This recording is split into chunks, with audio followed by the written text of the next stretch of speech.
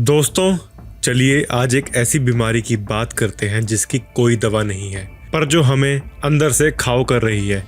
Imagine कीजिए, Sunday का दिन है, आपने फैसला किया कि आज आप कुछ नहीं करेंगे।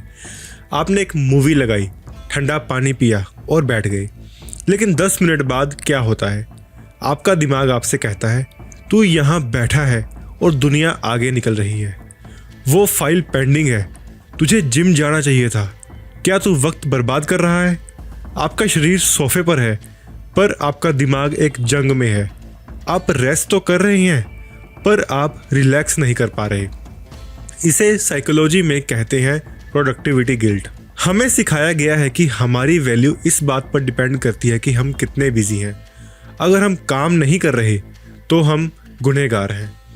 आज इस मास्टर क्लास में हम इस गुनाह की जड़ तक पहुंचेंगे।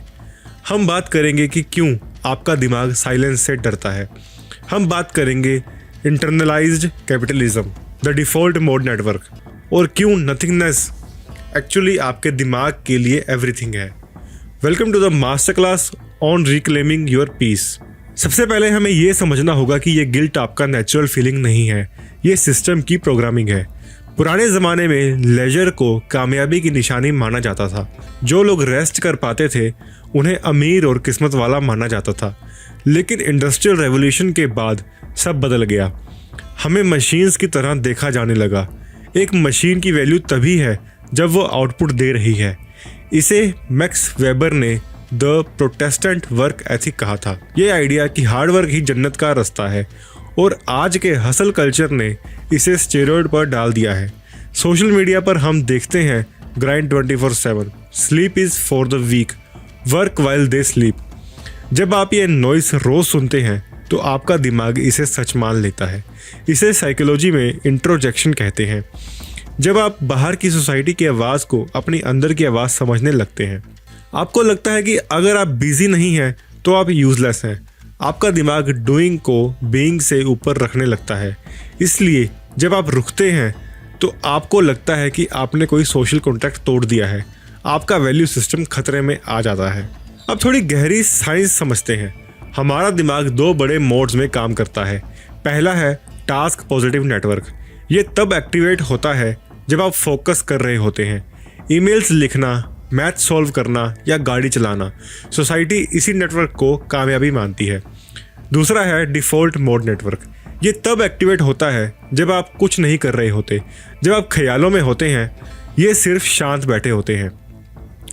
दुनिया को लगता है DMN वक्त की बर्बादी है, लेकिन न्यूरोसाइंस कहती है कि क्रिएटिविटी, सेल्फ अवेयरनेस और प्रॉब्लम सॉल्विंग इसी नेटवर्क में आती है।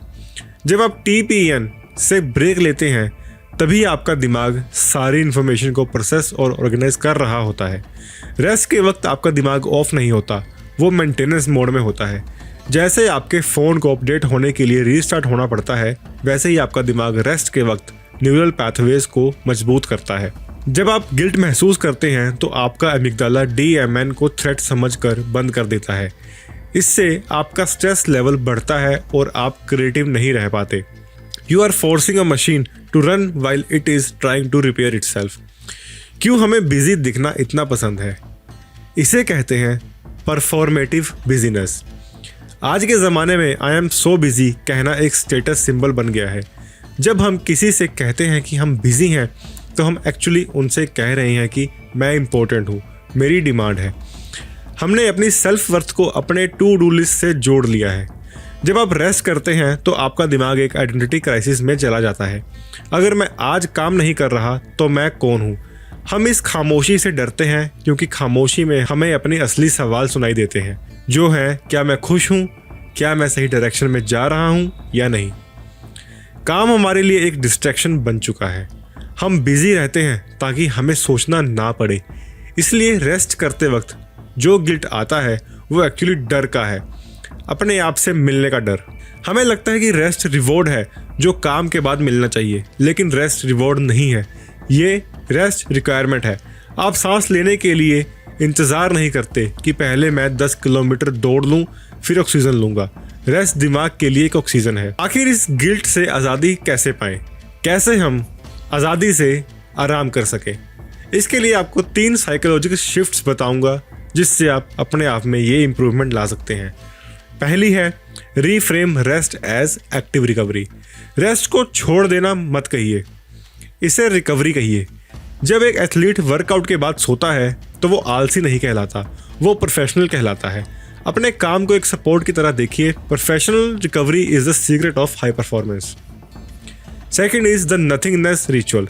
दिन में 15 मिनट इंटेंशनली कुछ मत कीजिए। No phone, no music, no books.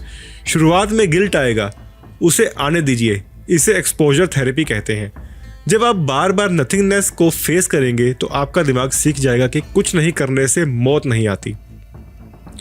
Third is separate work from worth. अपने आप से कहिए, मैं जो करता हूं वो मैं नहीं हूं। आपकी वैल्यू एक इंसान होने में है, डूइंग मशीन होने में नहीं। जिंदगी एक स्प्रिंट नहीं है, ये एक मैराथन है। जो मैराथन में स्प्रिंट मारने की कोशिश करता है वो 1 किलोमीटर बाद गिर जाता है। जो ब्रेक लेना जानता है वही फिनिश लाइन तक पहुंचता है। दोस्तों, बात खत्म करते हैं एक सिंपल सच के साथ। एक गिटार की तार अगर हमेशा खींची रहेगी तो वो टूट जाएगी। उसे ढीला छोड़ना पड़ता है ताकि वो सुर निकाल सके। आपका दिमाग भी वही स्ट्रिंग है। अगर आप हमेशा खिंचे रहेंगे तो आप सिर्फ शोर पैदा करेंगे, संगीत नहीं। अगली बार जब आप सोफा पर बैठे और गिल्ट आए तो उस गिल्ट की आंखों में देखकर कहिए, मैं अभी अपना दिमाग रिपेयर कर रहा हूँ क्योंकि मुझे कल फिर से क्रिएट करना है। सुकून से बैठना सीखिए क्योंकि कामयाबी उन्हें मिलती है जो शांत दिमाग से फैसले लेते हैं, उन्हें नहीं जो थकान में सिर पटकते हैं।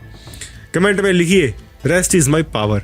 शेयर कीजिए इस उस दोस्त के साथ जो हमेशा स्ट्रेस में रहता है। सब्सक्राइब कीजिए life changing psychological deep dives के लिए। मैं मिलूंगा आपसे अगले वीडियो में।